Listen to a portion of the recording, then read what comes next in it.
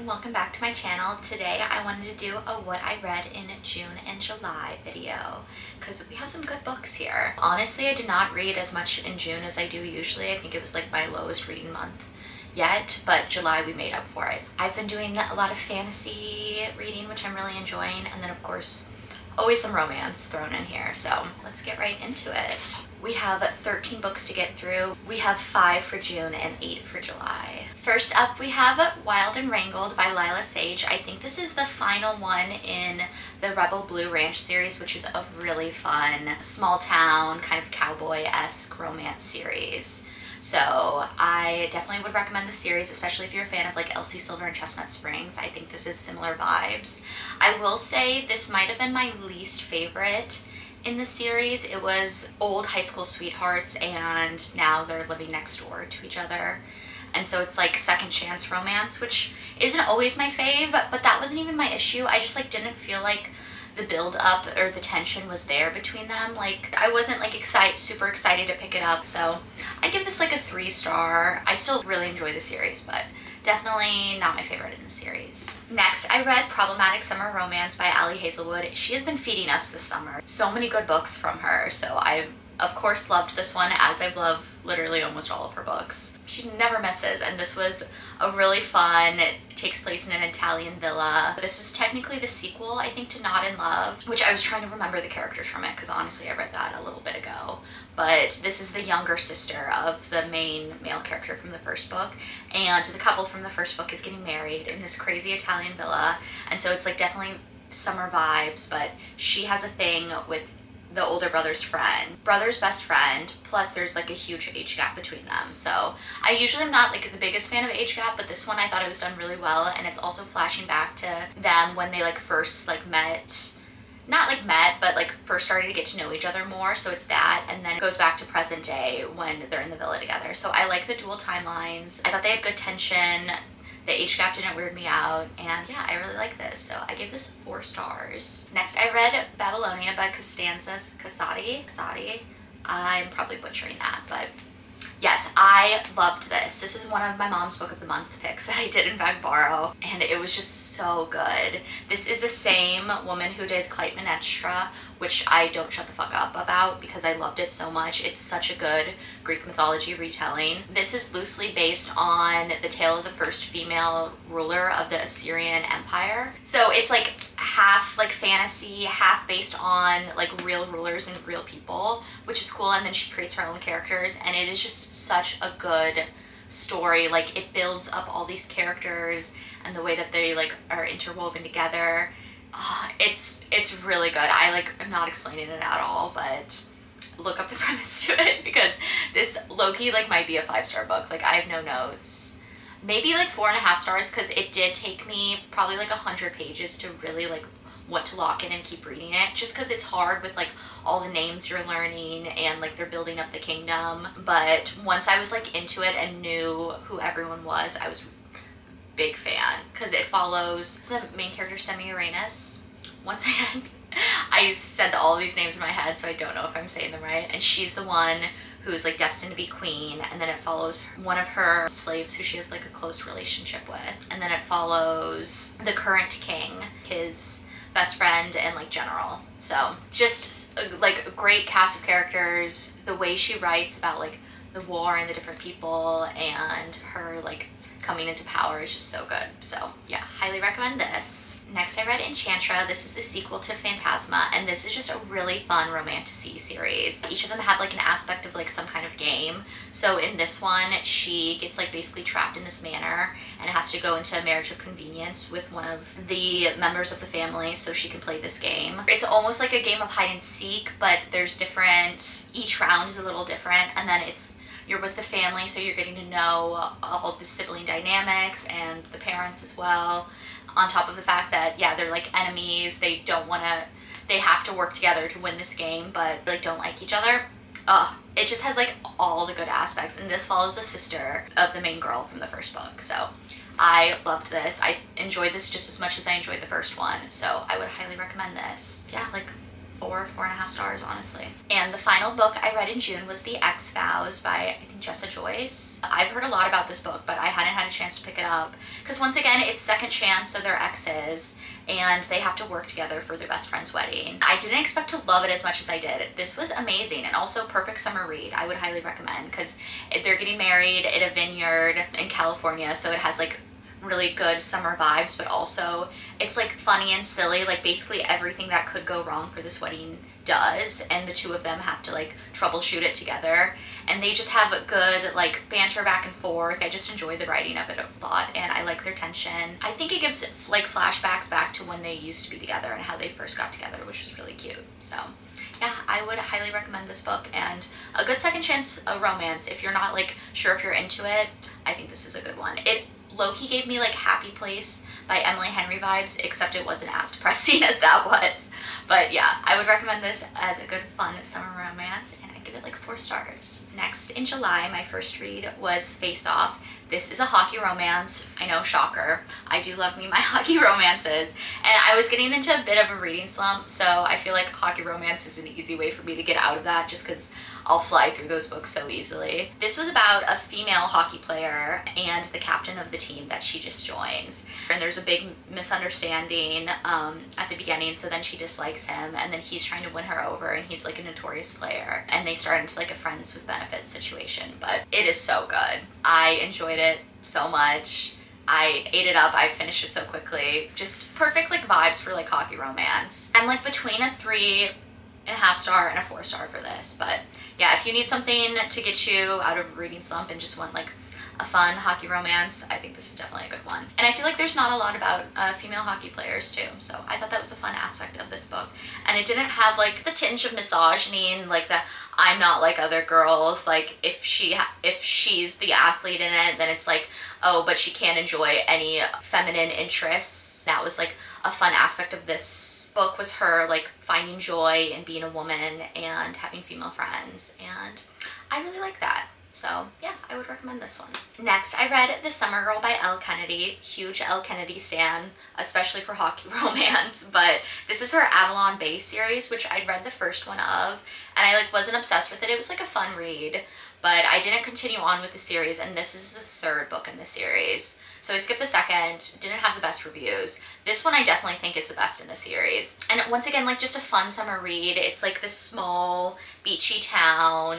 She goes there for the summer to stay with her grandma. That's where she grew up. And there's a guy like staying at the house next door, like working on the boats and such. And so they have a little romance. She wants a summer fling, and he like doesn't want to be her summer fling, even though he's like a total player. So he's like coaching her through. It had like similar vibes to the new Carly Fortune book in that like, yeah, beach town, they're staying next door to each other. He's like trying to help her out through the summer and have fun. I will say I like the Carly Fortune one a little more. This one, still really fun. I give it like 3.5, 4 stars. It's so hard for me to rate books. Like I always get stuck in the same place because it's just like, I enjoyed it, I finished it. It's easiest, I feel like, to give something like a 5 star or like a 2 star. And then once you're in the middle range, I'm just like, I don't know. Anyway, next I read Passion Project by London Sperry, another book of the month pick, also a borrow from my mom.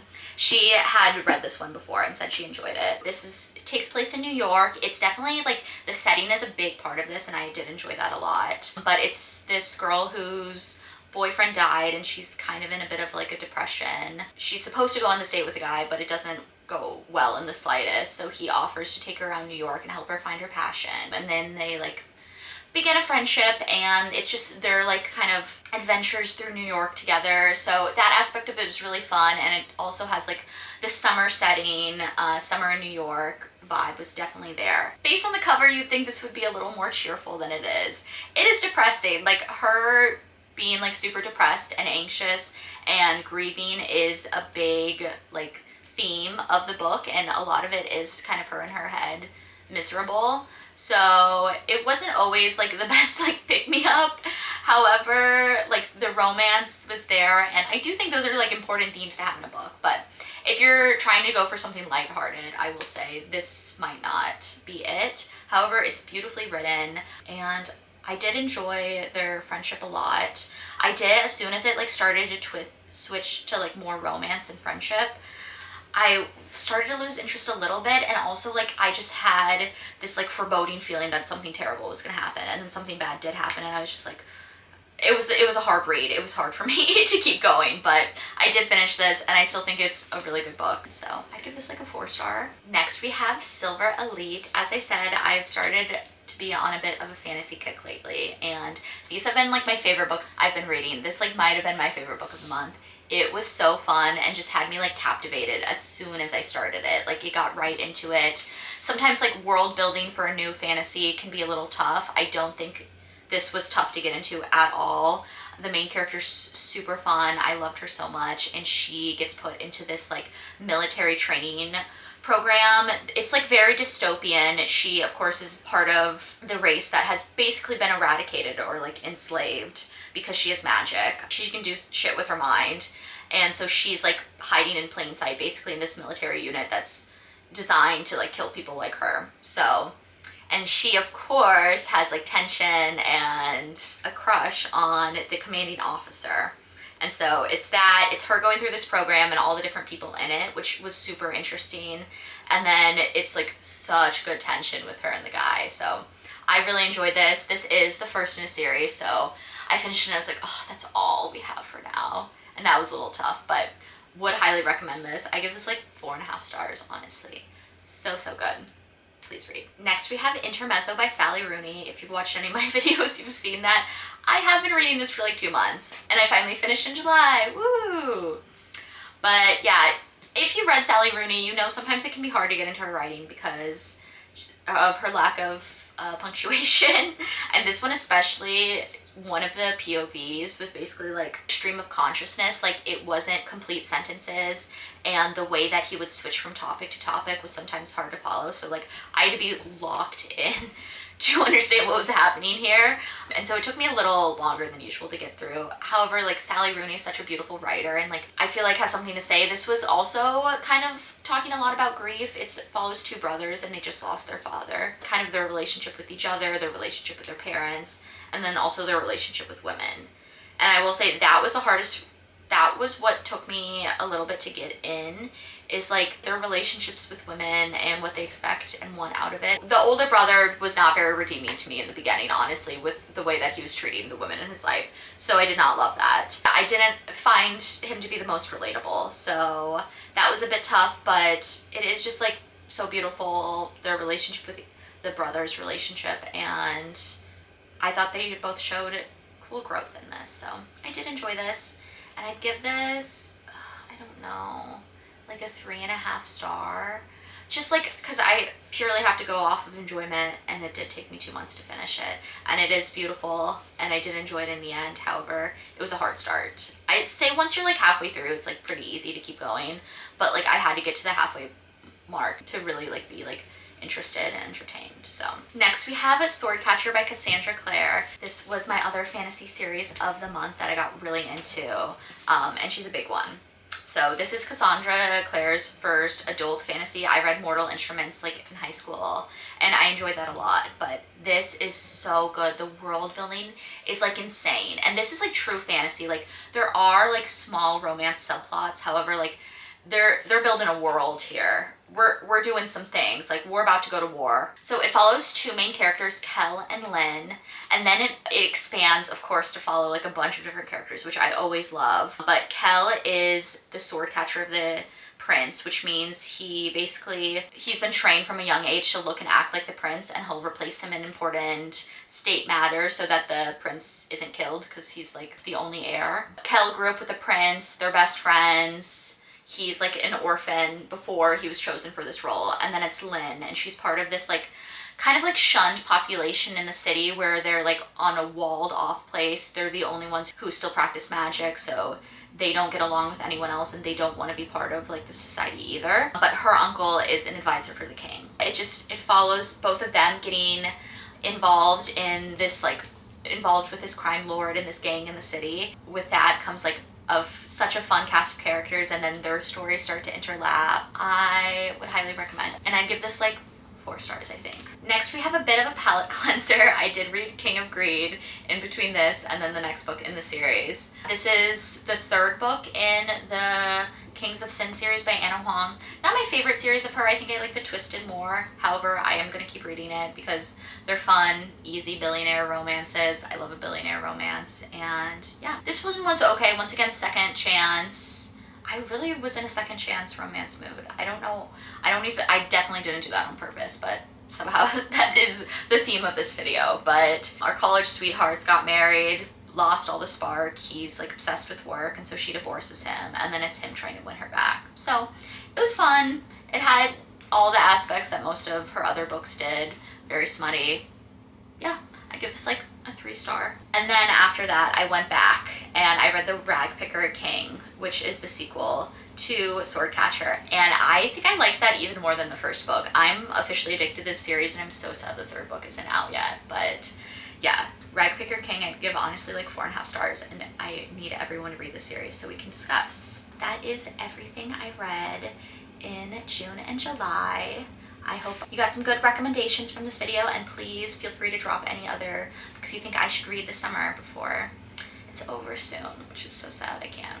But yeah, thank you guys for watching, and I'll see you guys in my next video.